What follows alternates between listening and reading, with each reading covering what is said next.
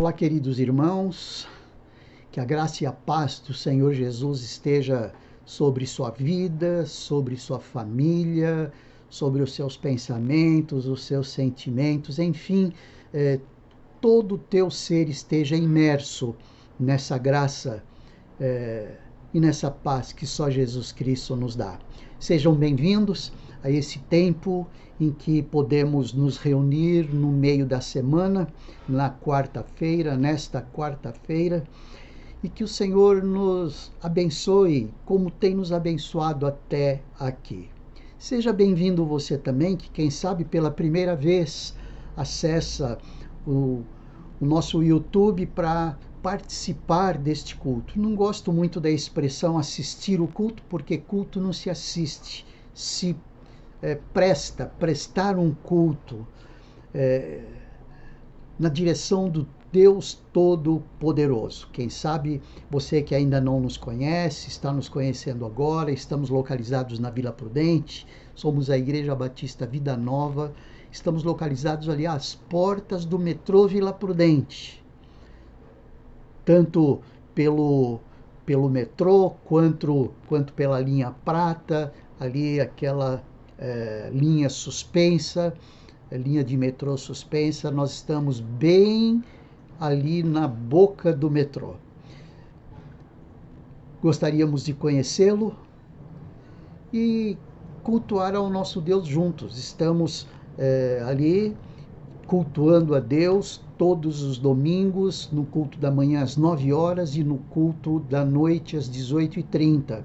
Além disso, nós temos a nossa reunião de oração às 14h30, às terças-feiras, presencial. E às quartas-feiras nós temos ainda trabalhado estes cultos noturnos de maneira remota. Mas de qualquer maneira, seja bem-vindo. Estamos sempre ansiosos por conhecer você. Tenho a minha Bíblia aberta em Isaías, no capítulo 55, aquele famoso capítulo em que logo no começo nós vemos um convite maravilhoso de Deus, um convite gracioso de Deus, como diz a Nova Almeida atualizada. Convite gracioso de Deus, quando ele diz assim: todos vocês que têm sede, venham às águas, e vocês que não têm dinheiro, venham, comprem e comam. Sim, venham e comprem sem dinheiro e sem preço, vinho e leite. Então o Senhor está nos convidando a nos achegar a Ele, a sentir os seus pensamentos, a pensar como os seus pensamentos. Quando normalmente o que acontece é o inverso. Nós pensamos de uma forma, Deus pensa de outra forma. Não, é melhor colocarmos assim. Deus pensa de uma forma e nós pensamos de outra forma. Tanto é que neste mesmo capítulo, no versículo 8, Isaías nos diz assim, quer dizer, Deus diz isso, diz assim através de Isaías: porque os meus pensamentos não são os pensamentos de vocês, e os caminhos de vocês não são os meus caminhos, diz o Senhor. Porque assim como os céus são mais altos do que a terra, assim os meus caminhos são mais altos do que os seus caminhos, e os meus pensamentos mais altos do que os pensamentos de vocês. Portanto, Deus sempre nos faz um convite, e esse convite é maravilhoso porque vem do Deus Todo-Poderoso. E esse convite é gracioso, como diz alguns jovens, é de grátis, é gracioso, nós recebemos esse convite graciosamente, de estar indo a Ele para conhecer os seus pensamentos, não só para conhecer os seus pensamentos, mas para viver os seus pensamentos, para caminharmos nos caminhos dele, de Deus, não caminharmos nos nossos caminhos e querermos ser bem-sucedidos sempre. Quando nós vamos pelos nossos caminhos, nós geralmente caminhamos mal. Não caminhamos com eficiência, erramos o alvo muitas vezes.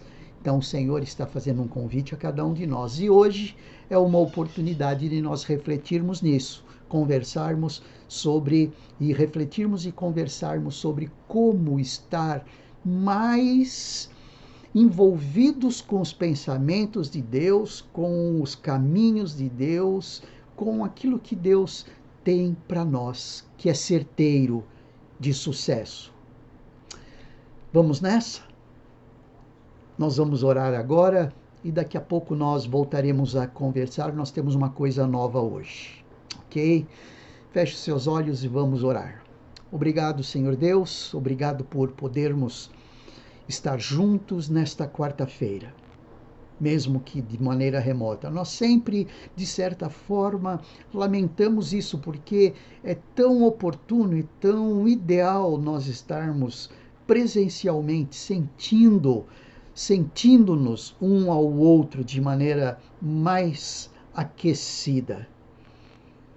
Mas te agradecemos de qualquer forma, porque podemos estar juntos, podemos refletir, podemos pensar nas coisas que são tuas, ó Deus, e nós queremos assumir um compromisso com o Senhor, de estarmos cada vez mais saindo dos nossos pensamentos, dos nossos caminhos e percorrendo mais os teus caminhos e adentrando mais e assimilando mais, assumindo mais os teus pensamentos.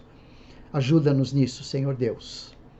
Te agradecemos pela nossa vida e te agradecemos por tanto quanto o Senhor tem nos ajudado, nos consolado nos diversos aspectos das nossas lutas, da nossa lida do dia a dia. O Senhor tem sido presente.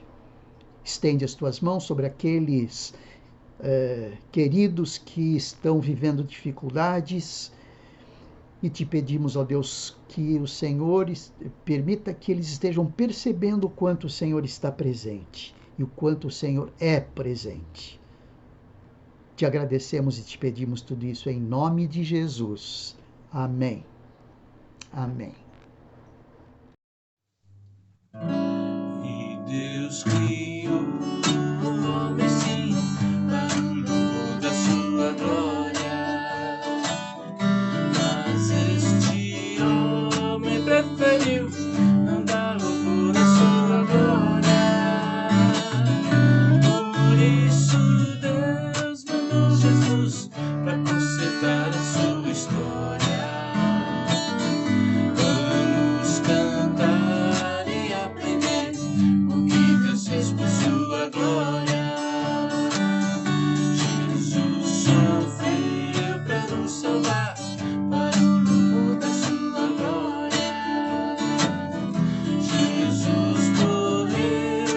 Salvar para o louvor da sua glória. Ressuscitou para nos salvar para o louvor da sua glória. E vive está para receber nosso louvor da sua glória. E Deus criou o homem sim para o louvor da sua glória.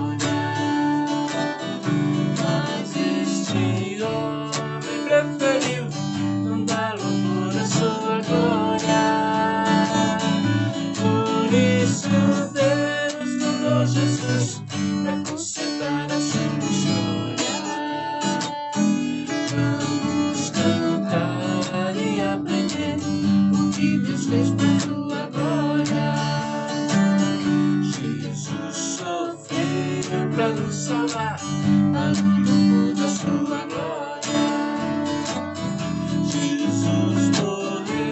Para nos salvar, para o louvor da sua glória.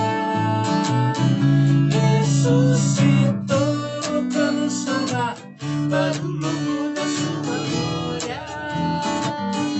E vive está para receber, e vive está para receber, e vive está para receber nosso louvor da sua glória.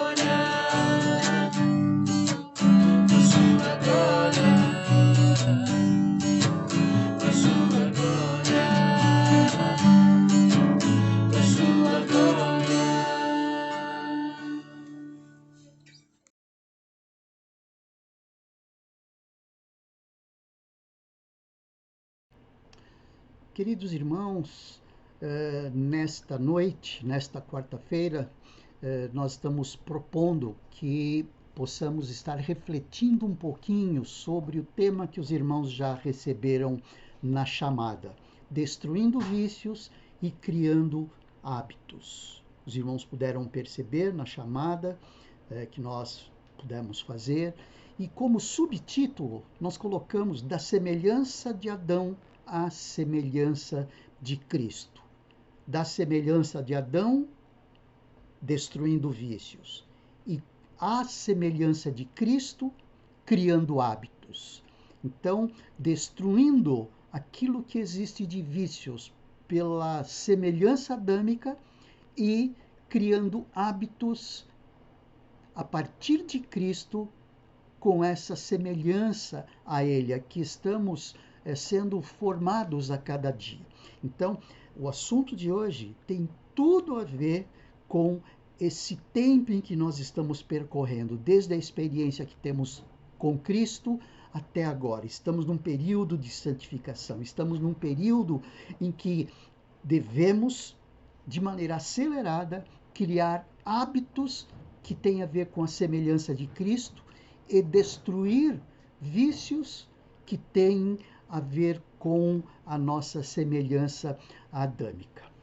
Para isso, nós gostaríamos de ouvir e apreciar uma palestra de 40 minutos, que é o tempo em que nós trabalhamos os nossos cultos, do Dr. Jonatas Leônio. É um psiquiatra cristão, em que ele fala sobre 5 pilares para que vícios sejam destruídos e para que hábitos à semelhança de Cristo sejam assumidos. O texto que nós podemos colocar aí, que tem tudo a ver com esse tema que nós vamos apreciar hoje, muito importante, lições preciosíssimas, bíblicas, tem a ver com 2 Coríntios, no capítulo 10, versículo 4 e 5, quando Paulo diz assim: porque as armas da nossa luta não são carnais, mas poderosas em Deus para destruir fortalezas. Destruímos raciocínios falaciosos e toda arrogância que se levanta contra o conhecimento de Deus, e levamos cativo todo pensamento à obediência de Cristo.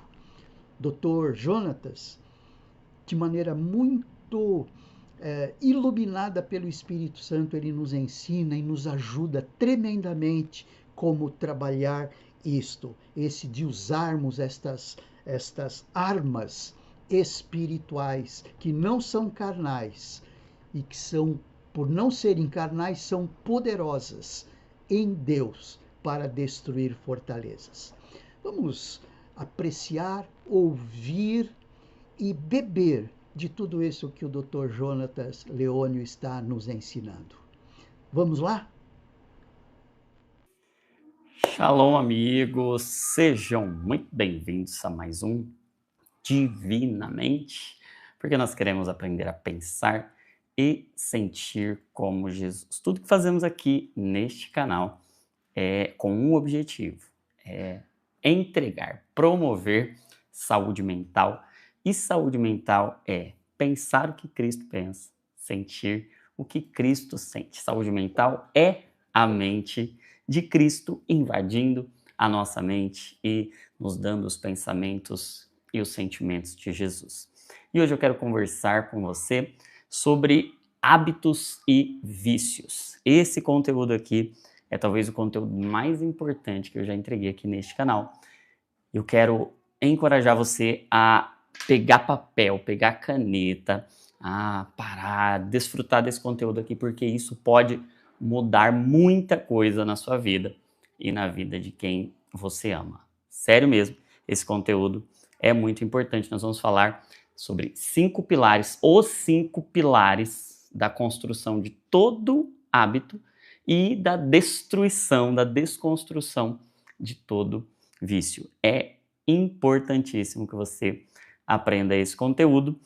Antes da gente entrar no conteúdo, você não pode deixar de conhecer a Clínica Divinamente. Clínica Divinamente é a nossa clínica aqui do Divinamente, Clínica de Saúde Integral, onde a gente trabalha muito sobre, ou com isso, com mudança de hábito, com mudança de estilo de vida, com construção de novos padrões de saúde, sejam padrões de saúde mental, saúde física, saúde inteira, integral, alinhando espírito, mente e corpo. Então você quer cuidar bem da sua saúde, vem conhecer a Clínica Divinamente. Eu faço parte da Clínica Divinamente, mas tem uma equipe muito, muito competente, com profissionais cheios do Espírito Santo e cheios de conhecimento, cheios de competência também. Então, Clínica Divinamente, o link vai estar aí na descrição. Precisa cuidar da sua saúde, precisa fazer terapia, precisa passar em consulta médica, vem conhecer a Clínica Divinamente. E também esse conteúdo que nós vamos conversar hoje está aqui no livro Divinamente. Se você quiser aprofundar esse entendimento, pede o seu livro Divinamente. Aí a parte 4 é só sobre viver com os hábitos de Jesus, sobre mudança de hábito. Então bora lá, tá preparado, tá preparada para receber de Deus o que ele tem aí para mudar vícios e hábitos? Bora lá. Gente, o que é um hábito? Um hábito é um comportamento automático da nossa estrutura psíquica e física, ou seja, a gente não pensa para fazer, é algo que já está instalado, programado dentro de nós e nós nem pensamos mais. Por que que a gente cria hábitos? Porque é uma forma poderosíssima de economizar energia, de economizar calorias no cérebro, economizar o gasto do nosso cérebro, o desgaste do nosso cérebro. O problema é que se esses hábitos forem ruins, a gente nem pensa para fazê-los e o hábito torna aceitável o pior dos absurdos. Os hábitos nos anestesiam, porque a gente vai fazendo automaticamente, a gente nem percebe. E é aí que os vícios nos anestesiam, nos entorpecem e destroem a nossa vida. Paulo, escrevendo aos Coríntios, a segunda carta de Paulo aos Coríntios, se eu não me engano, no capítulo 10, ele diz assim: as armas da nossa milícia não são carnais, mas são poderosas em Deus para destruição de fortalezas. Que fortalezas são essas? São construções. E aí, nesse contexto em que Paulo está escrevendo aos Coríntios, os coríntios conheciam essas fortalezas como as prisões, as penitenciárias, as construções onde pessoas ficavam presas. A gente até conhece historicamente a Fortaleza Antônia, sabe? Onde Jesus ficou preso ali aguardando, naquele contexto da crucificação. Fortalezas eram lugares onde se ficavam, onde os prisioneiros, os presidiários ficavam encarcerados. Paulo está dizendo que nós precisamos usar as armas de Deus, as armas espirituais, para destruir essas fortalezas da nossa mente, essas construções onde a gente fica preso. São hábitos e vícios onde a gente vive. Hábitos e vícios são a coisa mais importante do mundo. Por quê, gente? Os nossos hábitos revelam quem habita em nós. Por quê, gente? Porque nós somos templo do Espírito Santo e agora precisamos revelar, os nossos hábitos precisam revelar quem habita em nós. Jesus, o Verbo que se fez carne, habitou entre nós. Por que ele habitou entre nós? Porque ele veio expressar hábitos. Deus podia ser uma mensagem apenas, mas ele sabe que a mensagem mais poderosa do mundo é através de uma encarnação com hábitos. Jesus viveu entre nós.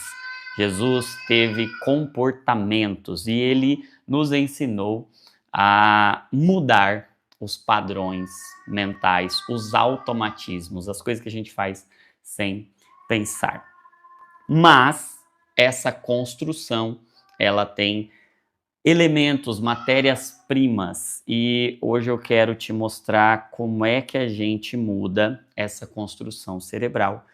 Quais são os 5 ingredientes quais são os 5 materiais da construção, ou 5 pilares da construção dos vícios e dos hábitos. E se você entender isso aqui, você vai estar apto a mudar qualquer hábito. Vamos lá? Tá preparado? Pega aí seu papel, pega sua caneta, escreve aqui nos comentários à medida que eu for falando. Você vai perceber que os hábitos são uma complexa mistura dessas 5 coisas, e para você mudar hábito, você vai ter que mudar essas 5 coisas, ok? Bora lá? Então, primeiro, número 1, hábitos são formados por amores. Então, o primeiro ingrediente, o primeiro material, o primeiro pilar dos hábitos e dos vícios são os amores. Sim, os amores. Tem um livro do James K. Smith, Você é Aquilo que Ama, e ele fala do poder espiritual dos hábitos. E ele traz um contexto e um conceito interessante, que os nossos hábitos revelam nossos amores. Sim, nós temos os hábitos que temos porque amamos algo. Todo hábito, de alguma forma, expressa algo que a gente amou.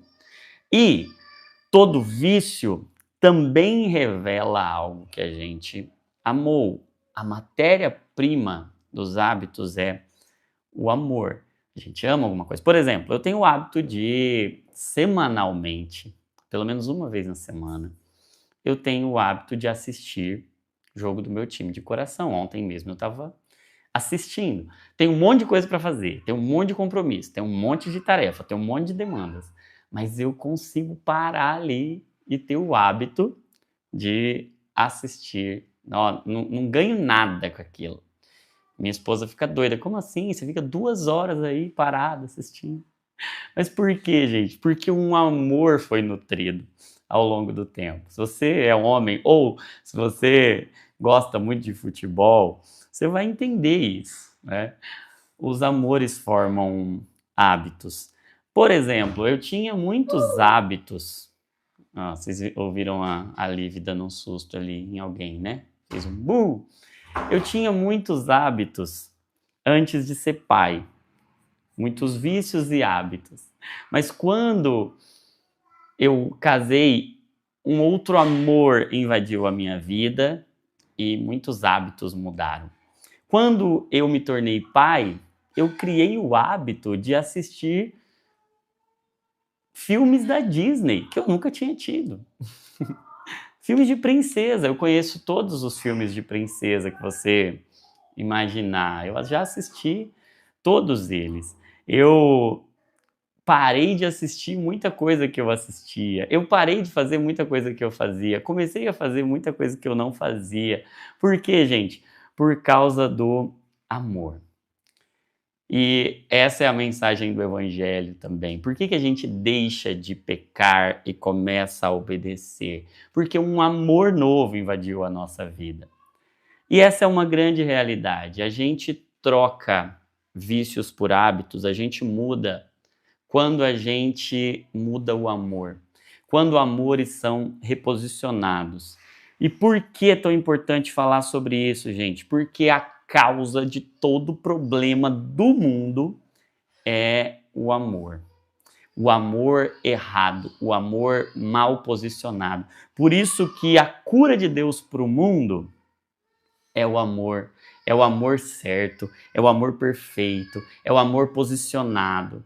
Então Deus deixou um mandamento supremo, o maior de todos os mandamentos: reposicione o amor, porque se você reposicionar o amor, você muda tudo.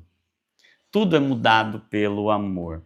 Quando a gente muda o amor de lugar, quando a gente se coloca nesse lugar de amar a Deus acima de todas as coisas e amar o próximo como a gente mesmo, a gente está reposicionando os amores, a gente muda os nossos hábitos. Gente, todo vício é um amor mal posicionado por si mesmo. Tem um livro novo do Larry Crabb, que eu gostaria de deixar a indicação aqui, se chama Viciados em Si Mesmos.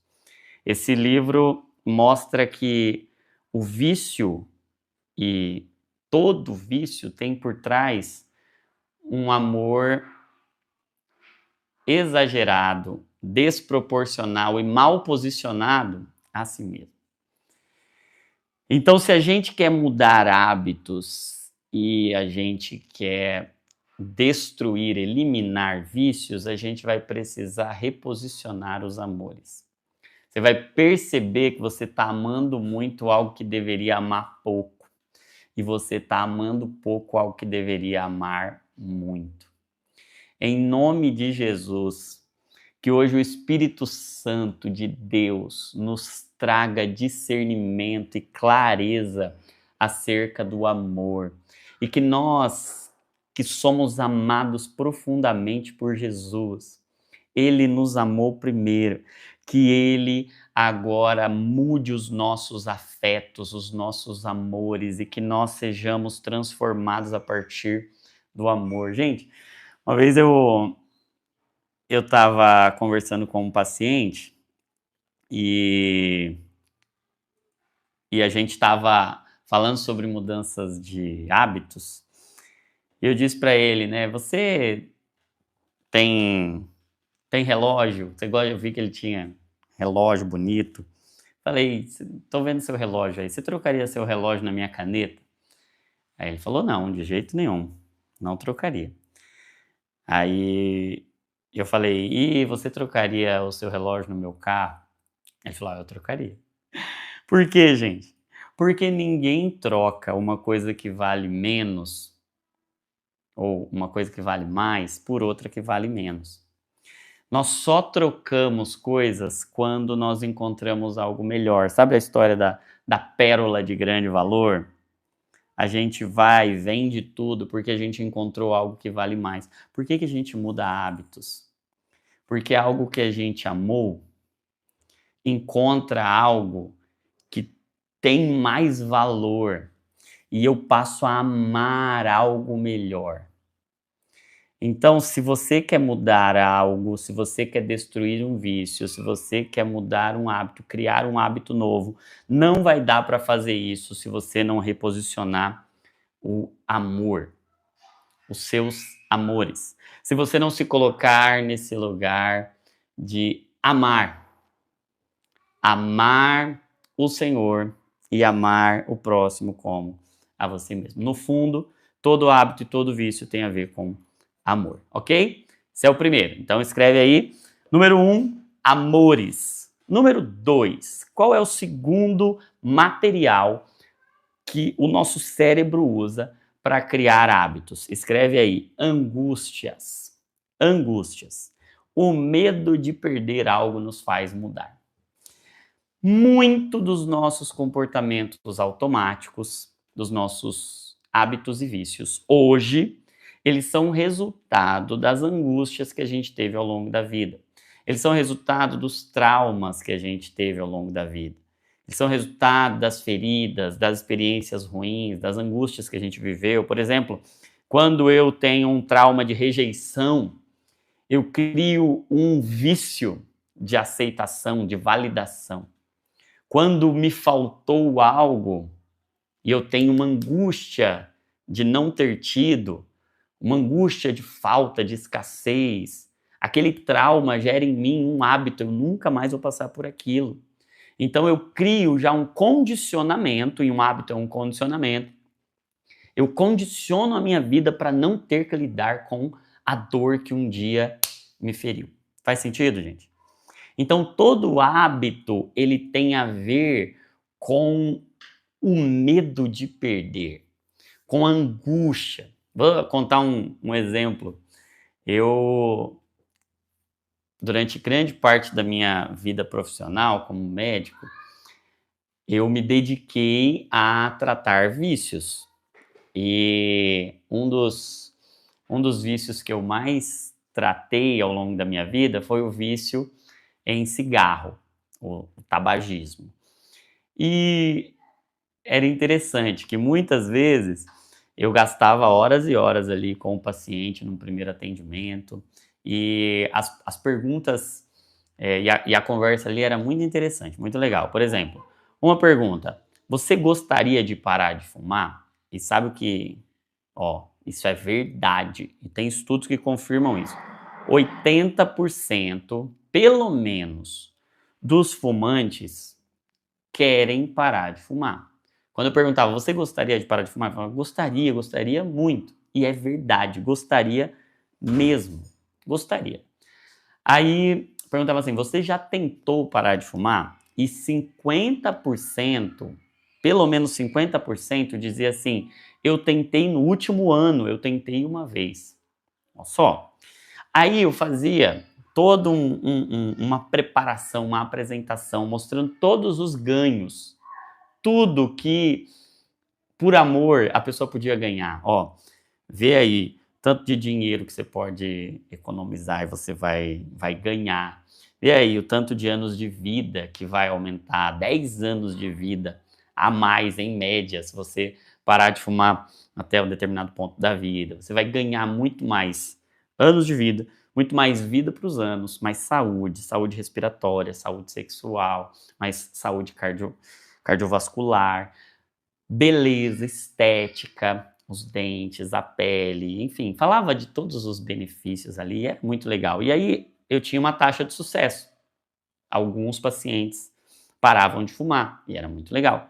Mas tinha alguns que falavam, nossa, muito legal, muito interessante, doutor, faz muito sentido, eu concordo com você, um dia eu vou parar de fumar. E aí depois, passava um tempo, aquele paciente chegava lá e do nada, aparecia no meu consultório e falava assim, doutor, parei de fumar. Eu falava, ué, como assim? Não parou naquele momento que eu passei remédio, fizemos terapia, fizemos todo um planejamento para você parar e não parou. O que aconteceu? Que milagre foi esse que te fez parar de fumar? Aí fala, sabe o que aconteceu, doutor? Tava lá em casa, de boa, de repente comecei a suar frio, começou a dar uma palpitação, coração doeu, senti um aperto no peito e começou a me dar um enjoo.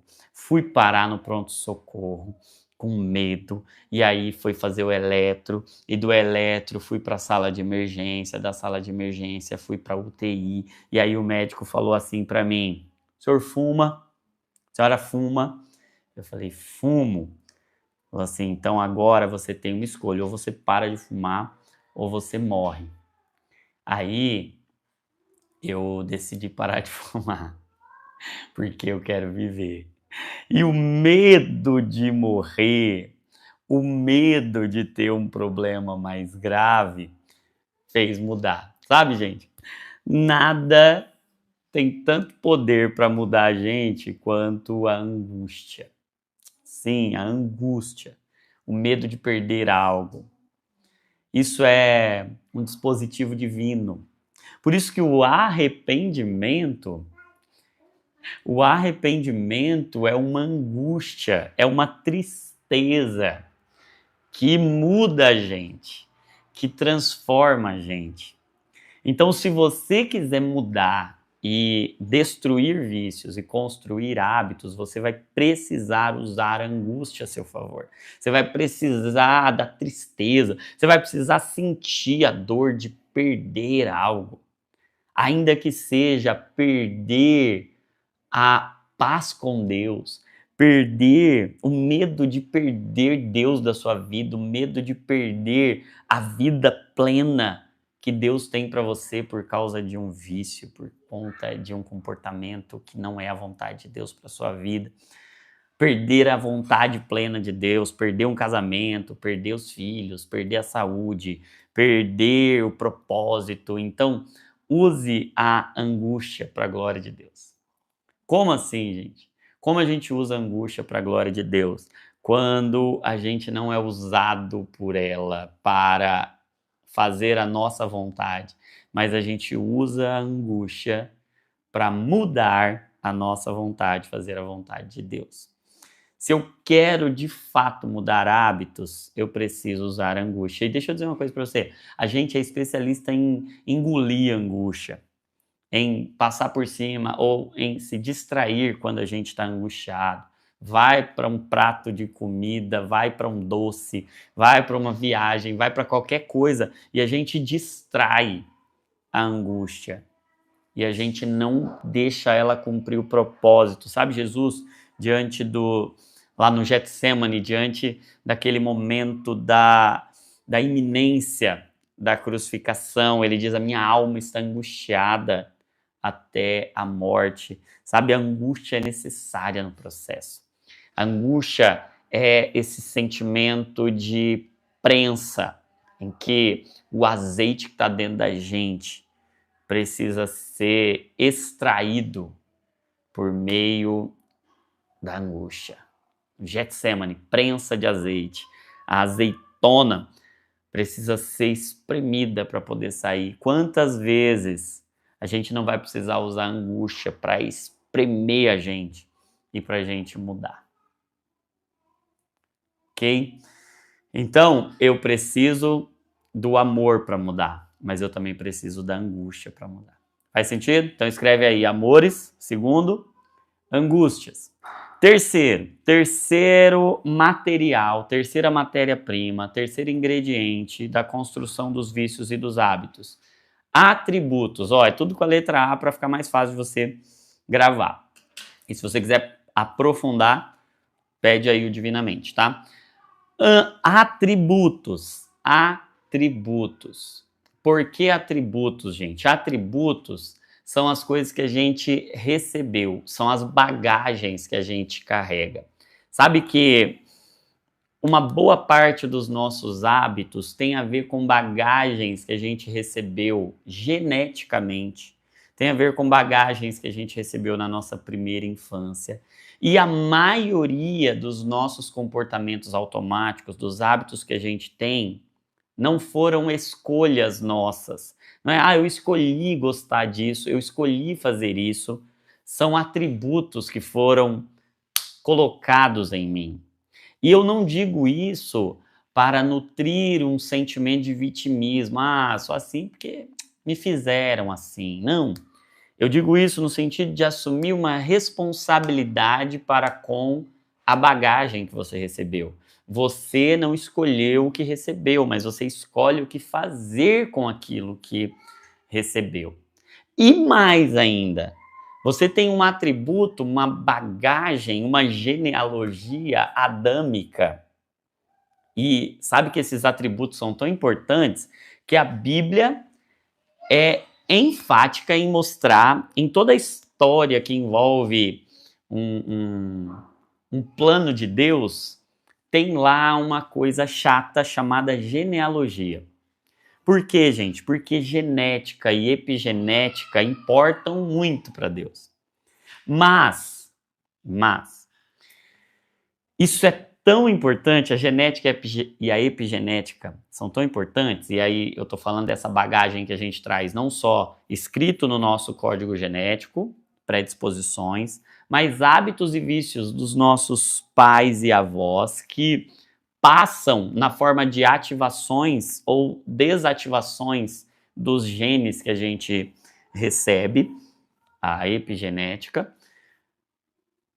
E isso é tão importante, mas tão importante, que está em toda a história das Escrituras. Porém, nós que recebemos um atributo ou atributos da nossa ascendência, dos nossos ancestrais, dos nossos pais, avós, a gente também recebe, por meio de uma nova natureza, de um novo nascimento, outros atributos, que são a cura para os atributos adâmicos. O segundo e último e perfeito homem, Cristo Jesus, nos dá todos os atributos que nós precisamos para mudar qualquer hábito e destruir qualquer vício.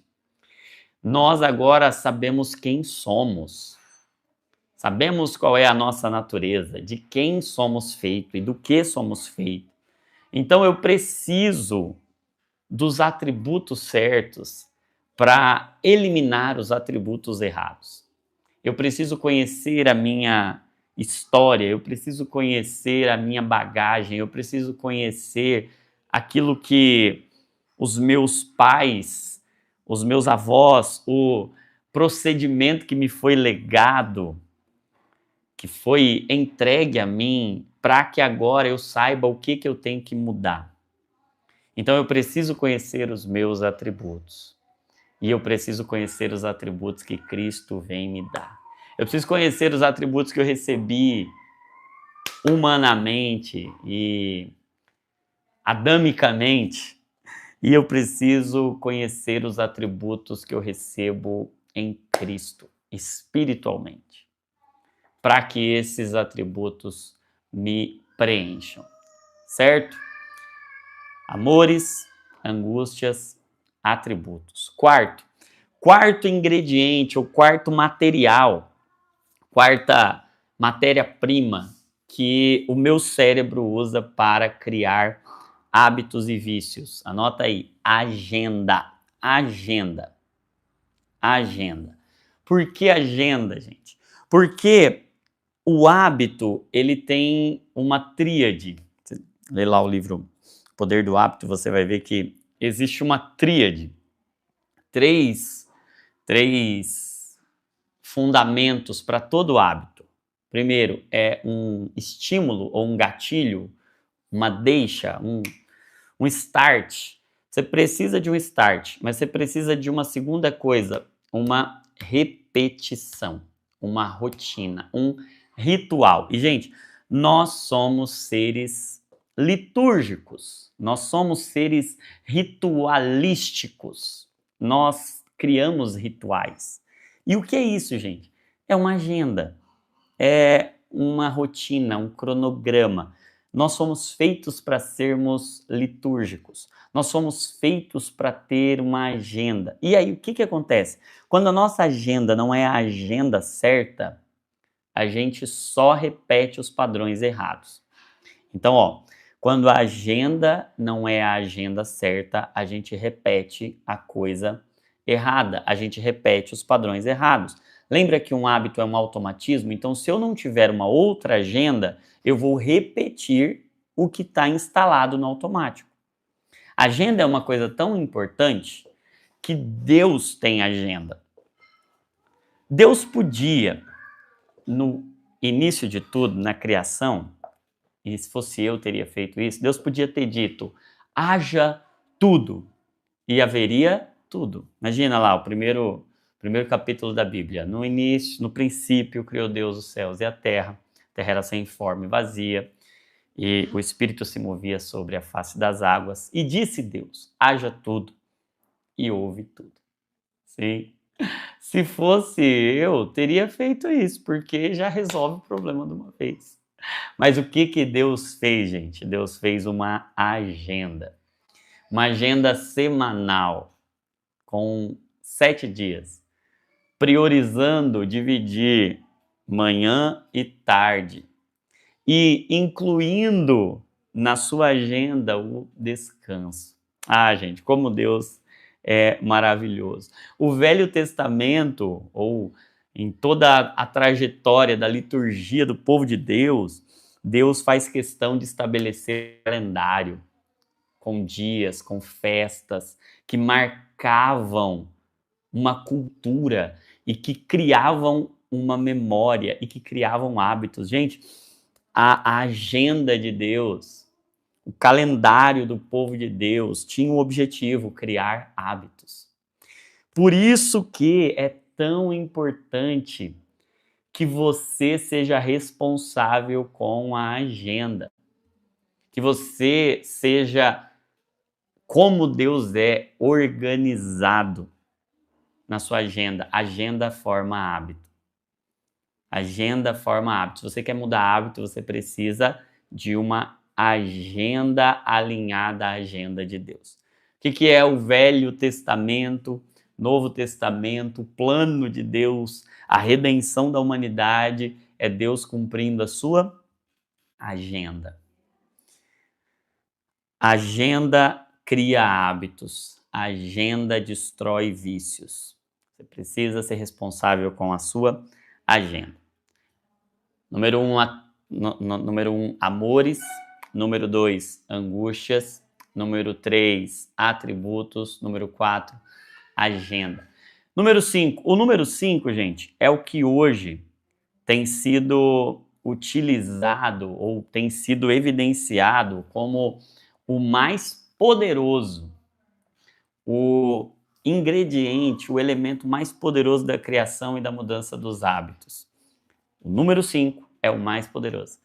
O número 5 é o ambiente. Gente, nada forma tanto o hábito, nada destrói tanto o vício como o ambiente. O ambiente é como uma mão que molda o comportamento humano. É como se nós fôssemos ventrílocos do nosso ambiente. Nós não somos tão livres como achamos que éramos.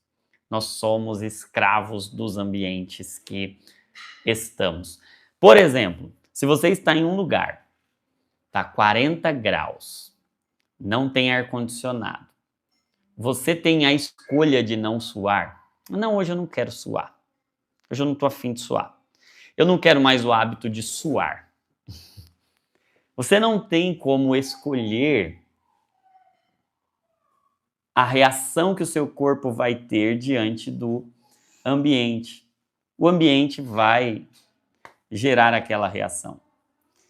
E aí, gente, você pode até falar assim, não, mas isso aí não é evangelho, isso aí é uma abordagem humanista, isso aí é Skinner, isso aí você tá falando de uma teoria humana. Deixa eu te mostrar como isso é evangelho. Porque a coisa mais poderosa que Deus nos deu para nos mudar não foi uma mensagem, mas foi um ambiente. Pelo sangue de Jesus, o véu do templo foi rasgado e nós agora temos acesso. O que é o evangelho, gente? Evangelho é acesso a um novo ambiente. Porque nós somos transformados de glória em glória à medida que nós contemplamos. O nosso cérebro foi feito para contemplar. Sabe que a gente tem dentro do nosso cérebro alguns neurônios de neurônios espelho, que eles são programados para imitar aquilo que eles contemplam, para imitar o ambiente. Porque, gente, nós somos feitos para contemplar, nós somos feitos para olhar, nós somos feitos para nos relacionarmos com Deus e com esse ambiente da presença dele. E se a gente quer mudar algo, nós não temos outra escolha. Nós precisamos mudar o ambiente. Salmo 1, tá ali o Salmoterapia. No Salmo 1, o salmista diz assim: feliz, bem-aventurado é o homem que escolhe bem o seu ambiente, que não anda segundo o conselho dos ímpios, nem se detém no caminho dos pecadores, nem se assenta na roda dos escarnecedores. Por quê, gente? Os conselhos que a gente segue determinam os caminhos que a gente anda. E os caminhos que a gente anda determinam as mesas que a gente senta. E as mesas que a gente senta nos transforma em quem nós somos. Por isso, se queremos ser felizes, precisamos ter prazer no lugar da meditação, da exposição ao ambiente do Senhor e sermos como uma árvore plantada junto a ribeiros de águas. Por quê, gente? Qual é o segredo dessa árvore? O ambiente. O ambiente faz com que ela dê frutos. Então, nós somos nesse ambiente transformados por aquilo que contemplamos, por aquilo que recebemos, por aquilo que vemos. Então, se você precisa mudar, mude seu ambiente. De forma prática, projete seu ambiente para você não ter a escolha de pecar.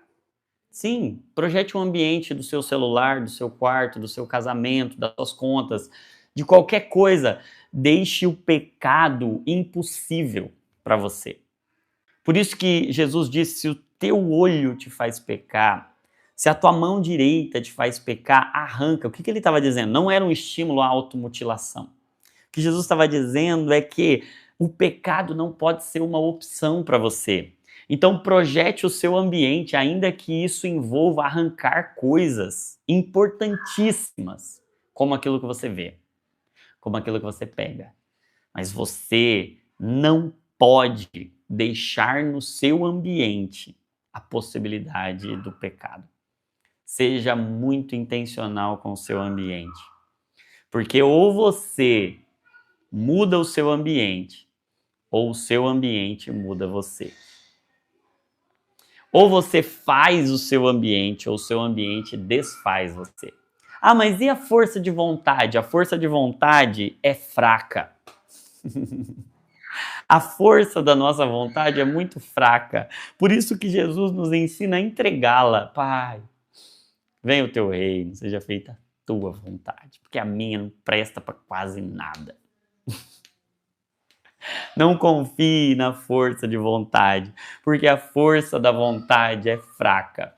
Confie na vontade de Deus, não na sua. Por isso que Jesus, na agonia do Getsemane, ele diz: Pai, se possível, passa de mim esse cálice.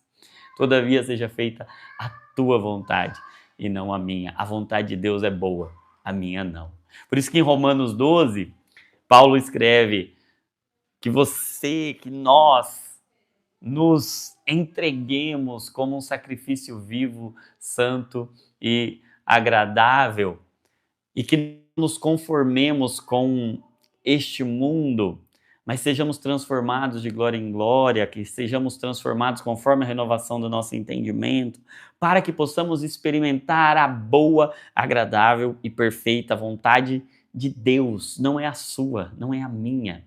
Ah, gente, a pior coisa que tem é a gente confiar na nossa vontade. Não confie na sua vontade.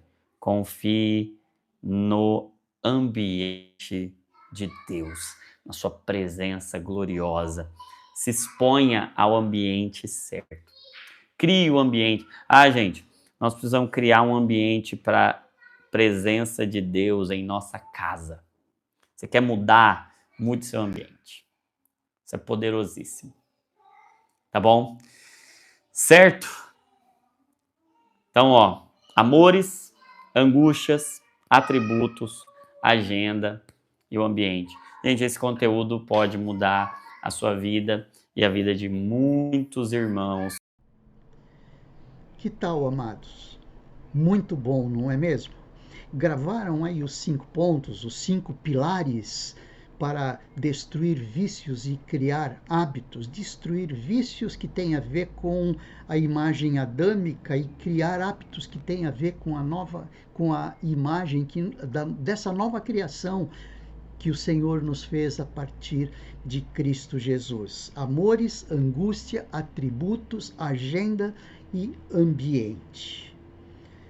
Que bênção nós sermos ensinados biblicamente, sermos ensinados através de práticas de experiência e através de ênfases tão profissionais quanto esta. Muito bom, nos despedimos agora. Que o Senhor te abençoe e te guarde, que o Senhor faça resplandecer o seu rosto sobre ti e tenha misericórdia de ti. Que o Senhor sobre ti levante o seu rosto e te dê a paz. Uma boa noite, um bom descanso e até domingo.